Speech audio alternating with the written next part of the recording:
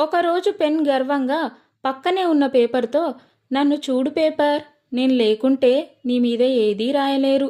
నాతో రాసిన అక్షరాలే నీ పేపర్కి అందాన్ని ఇస్తాయి. నేను చాలా గొప్పవాడిని అంటుంది.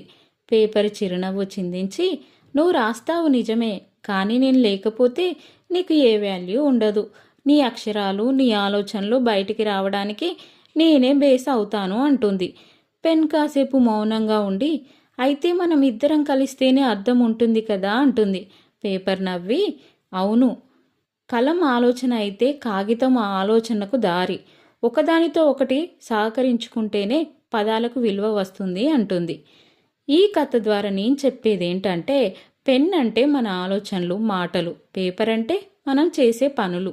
మనం ఏం చేయాలనుకుంటామో అది మనం చర్యల ద్వారా చూపించినప్పుడు మాత్రమే అర్థం ఉంటుంది. ఆలోచన, మాటల వల్ల ఏమీ రాదు. పనులతోనే జీవితం బాగుంటుంది. చెప్పడం ఈజీ, కానీ చేసి చూపడం కష్టం కదా.